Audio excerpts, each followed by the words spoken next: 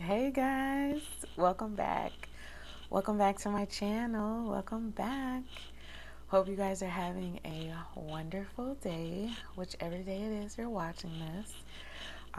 Just super blessed to be alive another day. I'm just blessed, and I pray you guys are blessed as well.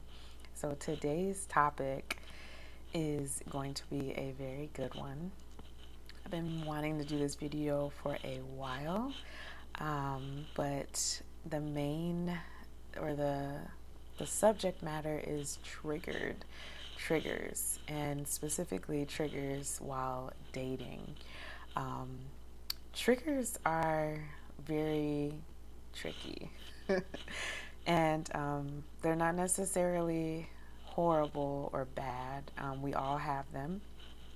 I believe that it's not always a bad thing when the triggers come up, because we all have them. We all have to deal and kind of walk through the triggers. But what really will kind of test the relationship and will test the way, or will kind of test if you all will be able to, continue, if you're going to make it, is, how you maneuver through the triggers, how you're able to kind of communicate through the triggers, walk through the triggers. And yeah, I don't think it's something we can necessarily avoid, especially if you have been through traumas. We haven't all been through the same traumas. So, one thing you do have to definitely, well, I think what helps is when you know your own triggers.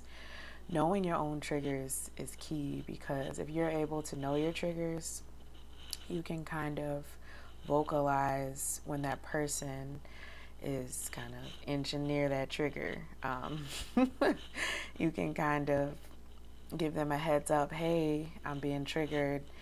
And if you're able to communicate that, that's great. You know, and it takes, I feel like, practice to do with someone, because sometimes when you're triggered, it's not easy to communicate it. And sometimes when you're triggered, you might lash out at the other person, and that's not good at all. um, I feel like it's very tricky, but I think something that really, really helps is being able to know your own triggers and kind of, be able to pause and explain to that person, even if, if it's, if that person can give you a minute, and then you can, kind of communicate why you're triggered and give them a little bit more background to it, explain it, and give them some understanding. I think it's a lot easier to kind of walk through triggers. One thing I feel like I struggled with in in my relationship when triggers started to come up was like, we all have triggers, yes, but I didn't want to.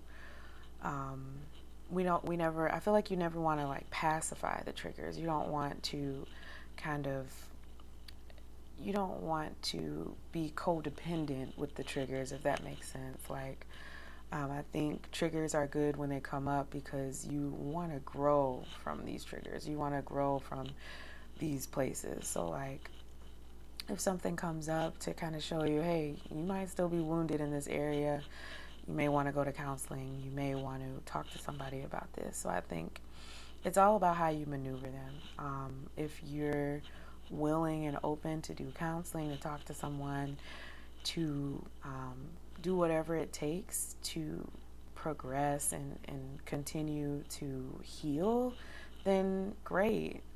If you're going to just like let these triggers go off, because the triggers can be like landmines. And I watched, maybe I can attach the video, but I watched this great depiction of couples that had been together for a long time, and they, at least one of them in the relationship had triggers that they had, and they had triggers from past traumas that they had to kind of walk through with each other. They had, that inner child that came up, that hurt child that came up, and they had to learn how to kind of walk through it um, with their significant other.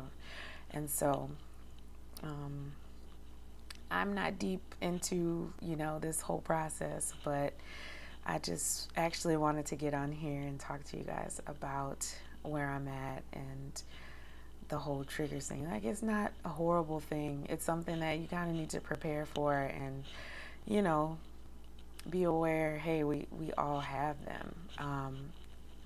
You know, one other thing that they shared on this video that I watched about triggers was they're like, that person that's right for you, that is going to be with you for life, is not going to crucify you when these triggers come up.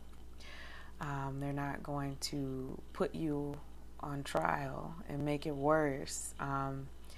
You know, they're not going to do that with you. They're going to be able to do life with you and walk things out with you and give you space to heal when those triggers come up. Like if your person, your significant other has a trigger of a certain thing, like they're working on it though, at least like they're in counseling about it, they're aware of it, they're self-aware, then that's great, because we all have things we have to kind of walk through and work on. But if that person is like,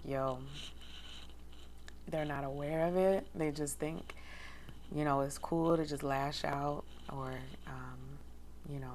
manifest in different areas, and they're not really self-aware and not wanting to dig and see, like, man, do I need to talk to somebody about this? Do I need professional counseling? Like, what's the deal?